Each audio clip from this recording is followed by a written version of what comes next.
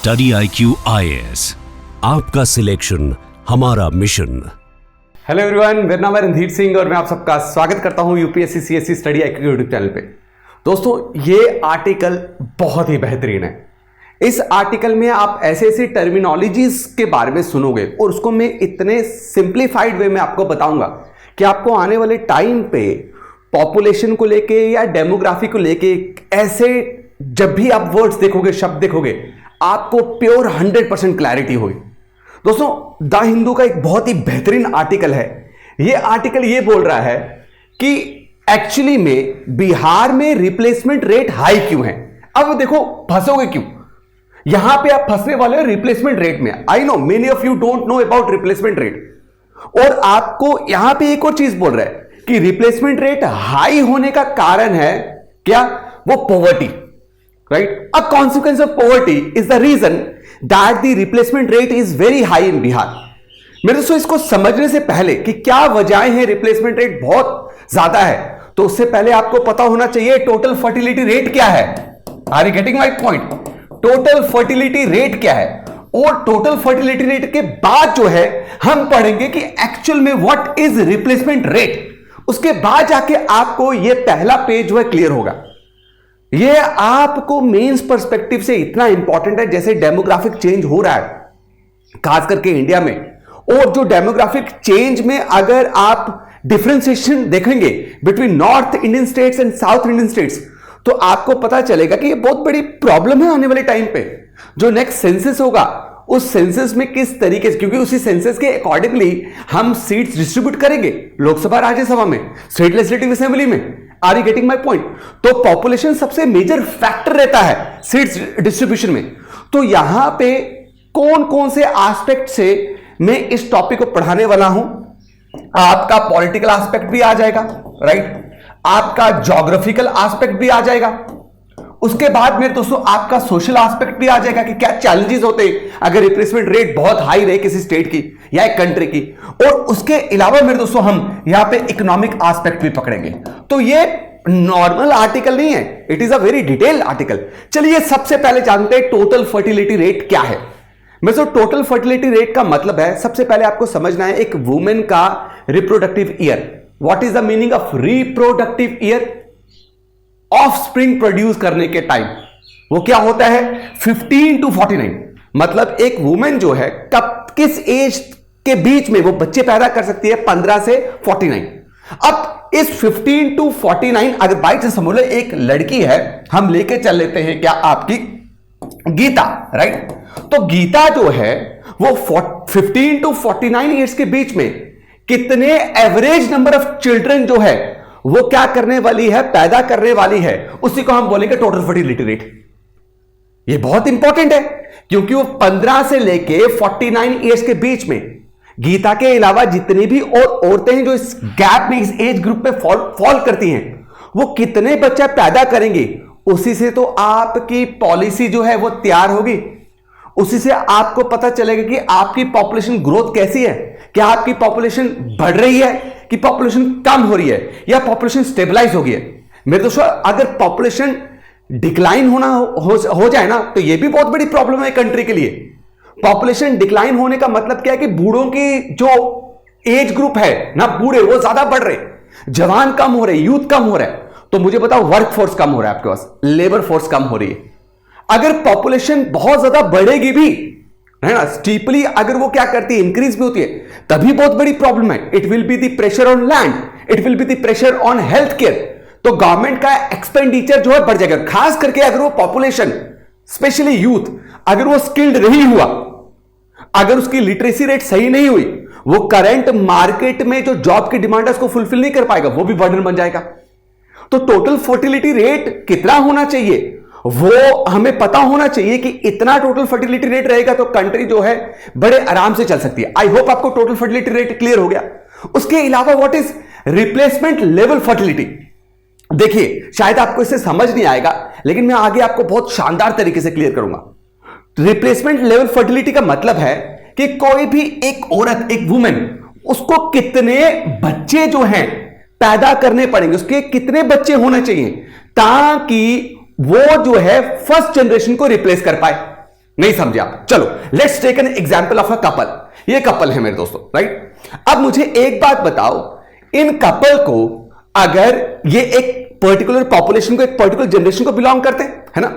अब population stabilization चाहिए, तो अगर ये चाहते हैं कि अगर 120 करोड़ पॉपुलेशन है और वो 120 करोड़ ही रहे, इससे कम ना रहे, तो हम इसको कपल में बांट लेते, एक ये एक दो कपल, राइट? अब मुझे बताओ, एक कपल को कितने बच्चे चाहिए अपने आप को रिप्लेस करने के लिए? दो, right? One will replace mother, one will replace father. तो बोला गया है रिप्लेसमेंट फर्टिलिटी रेट का मतलब यह है कि एक वुमेन को, या आप ले लो, कपल को कितने बच्चे पैदा करने पड़ेंगे ताकि वो पॉपुलेशन साइज जो है, जो अभी है, वो आने वाले 10 सालों के बाद वो बिल्कुल स्टेबल रहे। उसी को हम क्या बोलते हैं? Replacement level fertility. मेरे दोस्तों ग्लोबली भी बोला और नेशनली भी बोला है कि जो टोटल फर्टिलिटी रेट है या रिप्लेसमेंट लेवल फर्टिलिटी है वो 2.1 रहना चाहिए। 2.1 का मतलब क्या? अगर ये 2 होता, 2 का मतलब है कि एक कपल के पास मिनिमम 2 बच्चे तो उन्हें होने ही चाहिए ताकि वो अपने पॉपुलेशन को इन 2 बच्चों से रिप्लेस कर पाए। लेकिन 2.1 क्यों रखा गया है? क्यों 2.0 नहीं रखा गया? 2.0 नहीं रखा गया? 2.1 क्यों रखा है? 0.1 एक एक्स्ट्रा चाइल्ड क्यों? रीजन क्या है? मुझे एक बात बताओ, क्या आपने अपने नेबर में या अपने रिलेटिव्स में नहीं देखा कि बहुत सारे जो हैं मेल फीमेल वो शादी नहीं करते, कवारे रहते? तो अब मुझे एक बात बताओ, 120 करोड़ में से अगर बाय चांस 2 करोड़ लोग शादी कर ही नहीं रहे, तो क्या 2.0 हम अगर रिप्लेसमेंट फर्टिलिटी लेवल रखेंगे तो क्या पॉपुलेशन डिक्रीज नहीं होगी क्या? तो अब ये जो 2 करोड़ जो लोग शादी नहीं कर रहे, इनकी पॉपुलेशन को कौन कंपनसेट करेगा? तो इसलिए बोला गया है कि 2.1 होना बहुत जरूरी है। यानी कि 200 पॉपुलेशन के बजाय 210 पॉपुलेशन जो है, एक पर्टिकुलर पॉपुलेशन को क्या करना पड़ेगा? उनको पैदा करना पड़ेगा, ताकि ये 10 एक्स्ट्रा क्यों? क्योंकि हो सकता है कि कोई बच्चा पैदा हो सकता है, कोई कपल हो, कपल ने बच्चा पैदा किया, बच्चा मर गया, बच्चे को कोई जेनेटिक डिसऑर्डर हो, बच्चा डाइड, या कोई मेल फीमेल शादी ही नहीं कर रहे, तो उनकी रिप्लेसमेंट भी तो करनी है।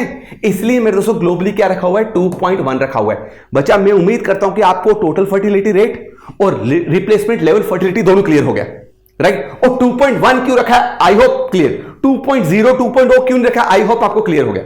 अब बोला है कि अगर टोटल फर्टिलिटी रेट 2.1 रहती है तो इसका मतलब क्या? पॉपुलेशन ग्रो कर रही है। इसका मतलब क्या? पॉपुलेशन ग्रो कर रही है। आप देखो ना, आप ले लो एक कपल के अगर 3 बच्चे हो रहे तो इसका मतलब क्या है? 3 बच्चे, ये जो जनरेशन है ये अपनी पीछे जनरेशन को रिप्लेस कर रही है बाय एडिंग 1 मोर पर्सन, तो पॉपुलेशन ग्रो हो रही है ना। अगर टोटल फर्टिलिटी रेट क्या है? इक्वल टू 2.1 है, तो इसका मतलब क्या है मेरे दोस्तों? पॉपुलेशन जो है वो स्टेबल हो रही है। देखो टोटल फर्टिलिटी रेट से कितना फायदा होता है हमें, क्या क्या पॉपुलेशन ट्रेंड पता चलता है हमें। और अगर 2.1 से टीआरएफ 2.1 से नीचे है तो इसका मतलब क्या है कि हमारी पॉपुलेशन श्रिंक हो रही है। बात पता है क्या है? ये होना चाहिए, हमें ये चाहिए। अब देखो, अभी तो नया सेंसस आया नहीं है ना? तो अभी मैं आपको बता रहा हूं 2021 में सैंपल रजिस्ट्रेशन सिस्टम 2021 ने एक रिपोर्ट निकाली। उस रिपोर्ट में इन्होंने बोला कि इंडिया का जो अभी टीएफआर चल रहा है दैट इज 2.0, मतलब 2.0, राइट? अर्बन एरिया में टीएफआर कितना है? 1.6। अर्बन लोग जो है वो कम बच्चे पैदा कर रहे हैं, अर्बन में पॉपुलेशन जो है वो क्या हो रही है मेरे से? डिक्लाइन हो रही है। लेकिन रूरल एरियाज में टीएफआर कितना जा रहा है? 2.2 जा रहा है। रूरल एरियाज में पॉपुलेशन बढ़ रही है। तो आप दोनों को अगर मिला दोगे ना तो इसका मतलब ये है कि इंडिया प्रोग्रेस ही कर रहा है। उसका जो डेमोग्राफिक्स, जो पॉपुलेशन, जो ट्रांजिशन, जो पॉपुलेशन में बदलाव आ रहा है तो वो बहुत बेहतरीन हो रहा है। और ये एक प्रोग्रेसिव भारत की तरफ हम जा रहे हैं। और ये क्यों मुमकिन हो पाया? Because of female education. हमने फीमेल को अवेयरनेस दी, because of child survival rates, because of urbanisation और कंट्रासेप्टिव यूजेस, राइट? इसकी वजह से हम क्या कर पा रहे हैं? अभी प्रोग्रेसिव रेस की तरफ जा रहे हैं। लेकिन when it comes to Bihar only, तो बिहार का टीएफआर कितना है? 3.0। यानी कि बिहार में अभी भी एक कपल जो है वो कम से कम 3 बच्चे पैदा करने की इच्छा रखता है। ये इशू है। ये बहुत बड़ी प्रॉब्लम है, मैं आपको आगे चल के बताऊंगा। बिहार इकलौती मेरे दोस्तों ऐसा मेजर स्टेट है जहां पे टीएफआर जो है रिप्लेसमेंट लेवल से ज्यादा है। 2.1 होना चाहिए था, तो ये कितना है आपका 3.0 है। और बिहार को 2.1 रिप्लेसमेंट लेवल अचीव करने के लिए कब जाके ये कंप्लीट होगा? 2039।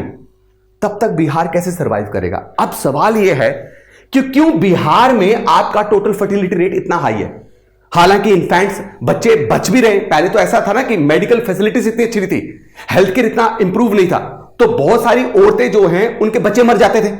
लेकिन अब मेडिकल फैसिलिटी इतनी अच्छी है, आशा वर्कर्स रूरल एरियाज में काम कर रहे हैं। आशा वर्कर बताते हैं कि मैटरनल हेल्थ को, चाइल्ड हेल्थ को कैसे इंप्रूव करके रखना है। आशा वर्कर उनको बताते हैं कि न्यूट्रिशन को कैसे मेंटेन करके रखना है, क्या चेकअप्स करवाने पड़ते हैं, क्या विटामिन लेने पड़ते हैं, क्या आपका खान पीन होना चाहिए। तो इसलिए इन्फेंट सर्वाइव कर रहे हैं, पॉवर्टी भी कम हो रही है, गरीबी भी कम हो रही है, लेकिन स्टिल फर्टिलिटी रेट बहुत हाई है। लोग ज्यादा बच्चा पैदा करने की इच्छा रख रहे हैं। कारण क्या है? बिहार का कल्चर। सबसे पहले cultural preferences, right? Cultural preferences. मेरे दोस्तों 49.6% औरतें जो बिहार में हैं वो चाहती हैं कि 2 बच्चे होने चाहिए। 2 बच्चे बहुत है, मतलब रेस्ट जो हैं वो चाहते हैं कम से कम 3 से ऊपर बच्चे हों। Only 49.6% women in Bihar they think कि 2 children are ideal, more than enough. What about rest of the women? वो चाहती हैं कम से कम 3 या 3 से ऊपर के बच्चे हों। अब इंडिया में अगर आप देखोगे 67% जो हैं औरतें नेशनल लेवल पे वो चाहती हैं कि 2 बच्चे काफी है। तभी तो हमारा टीएफआर बढ़िया चल रहा है at a national level. Bihar में क्यों है आप समझ गए? क्योंकि ज्यादा औरतें ज्यादा प्रेफर कर रही है कि ज्यादा बच्चे हों।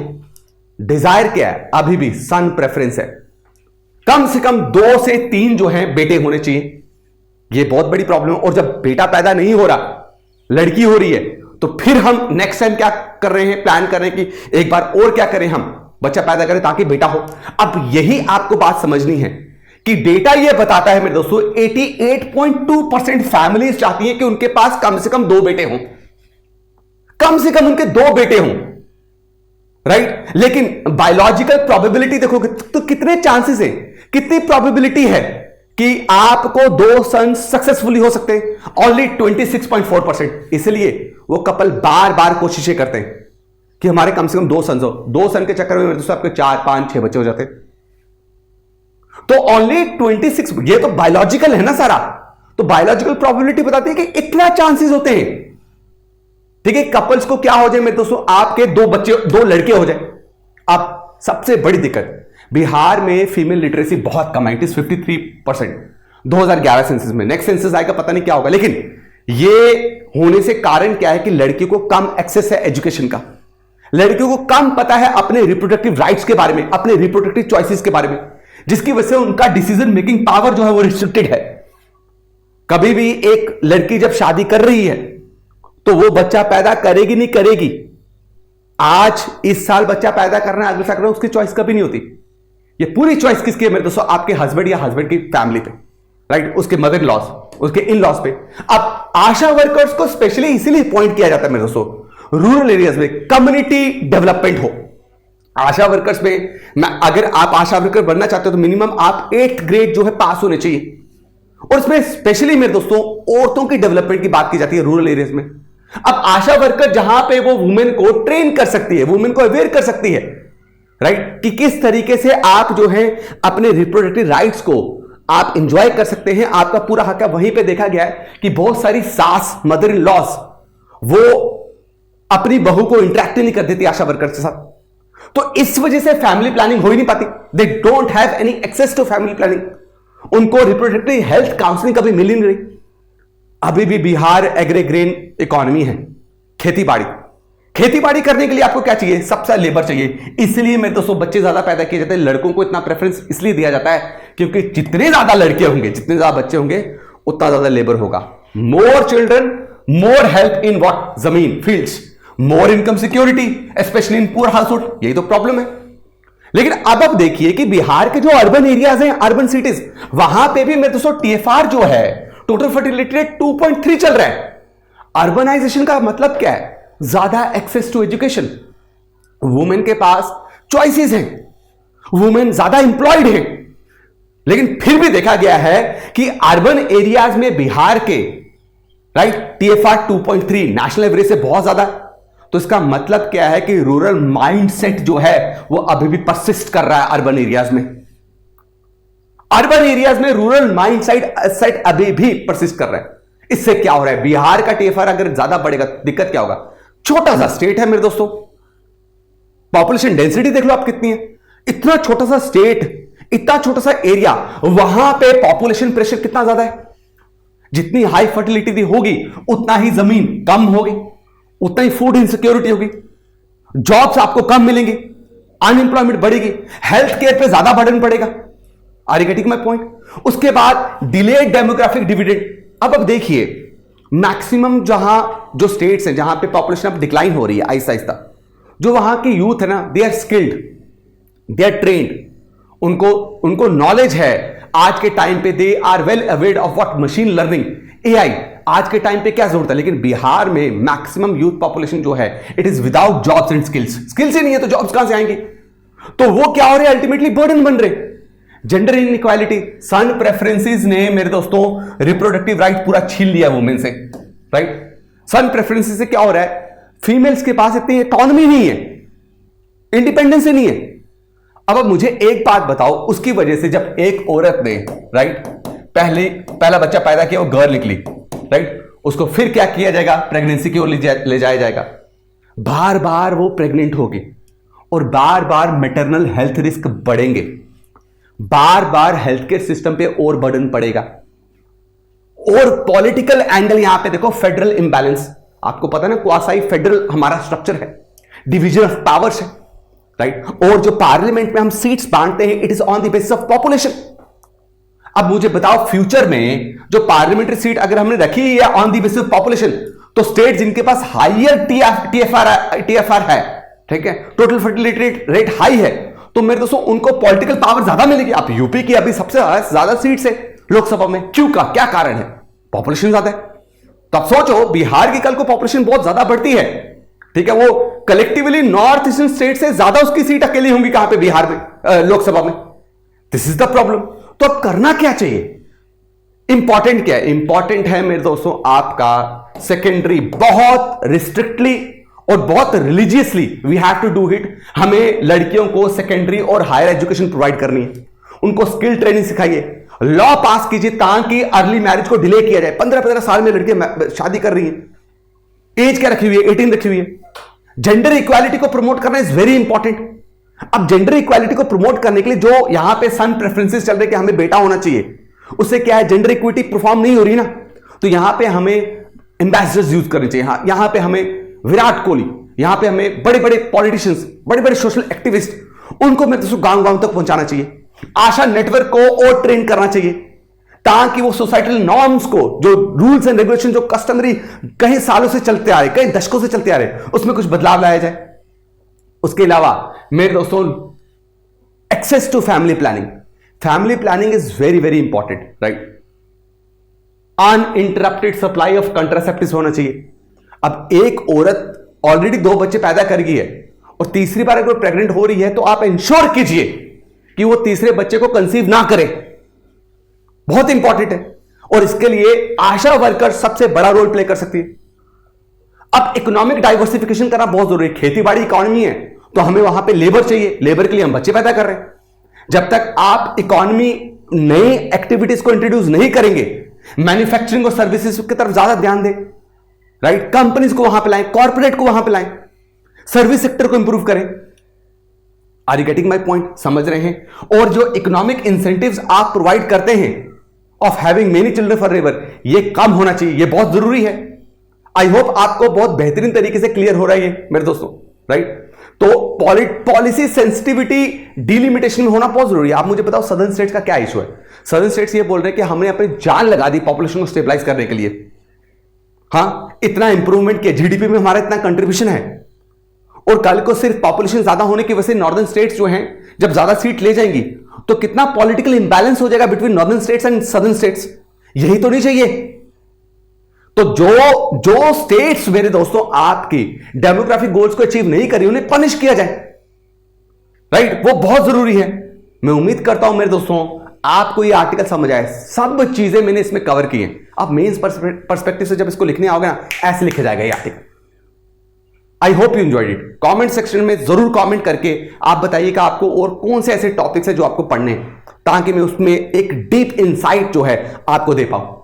इसी के साथ मेरे दोस्तों, बड़ी बार बोल चुका हूं, आपको हर बार बोलता हूं, आप देख सकते हैं कि क्वालिटी एजुकेशन क्या है।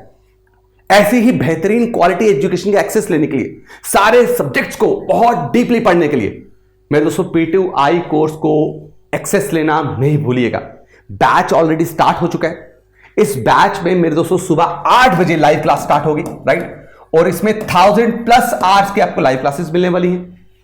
इसकी खासियत क्या है, फीचर सुन लीजिए। इस कोर्स में एनरोल होने के बाद अगर आपने प्रीलिम्स क्लियर किया तो आपकी 100% फी जो है वो रिफंड हो जाएगी, यानी कि जो फी आपने पे की है वो पूरी की पूरी रिफंड। मेरे दोस्तों, इस कोर्स में एनरोल होने के बाद अगर आप हमारे वीकली और मंथली टेस्ट में बेहतरीन परफॉर्म करते हैं तो आपका मंथ में जो हम एक रिजल्ट निकालेंगे जिसमें टॉपर होगा, राइट, उस टॉपर को 11,000 कैश प्राइज हर मंथ जीतने का मौका मिल सकता है। इसमें you will be eligible for prelims residential programme, PRP। What is PRP? यानी कि अगर आप हमारे मंथली और वीकली टेस्ट में बहुत बेहतरीन परफॉर्म कर रहे हैं और आप मेरे दोस्तों आते हैं हमारे पास, हम चुनेंगे कि कौन से बच्चे जो बेहतरीन मेहनत कर रहे हैं, उनको हम 100% स्कॉलरशिप में करोल बाग ऑफलाइन सेंटर में बुला के हम उनको प्रीलिम्स की तैयारी करवाएंगे। आपके रहने का, पीने का, खाने का खर्चा सारा हमारा। और वैसे आप प्रीलिम क्लियर कर लो तो फुल फी रिफंड तो होगी, साथ में you will be eligible for mains registration programme also. तो किस बात की टेंशन है? स्टडी IQ की वेबसाइट ओपन कीजिए और कोर्स को अगर इस प्राइस में लेना है ना, तो RDX लाइव कूपन कोड को इस्तेमाल करना मत भूलिएगा to get the maximum discount on any course related to UPSC। Thank you so much. मिलता हूं आपको नेक्स्ट वीडियो में। तब तक के लिए जय हिंद, जय भारत। स्टडी IQ IAS, आपका सिलेक्शन हमारा मिशन।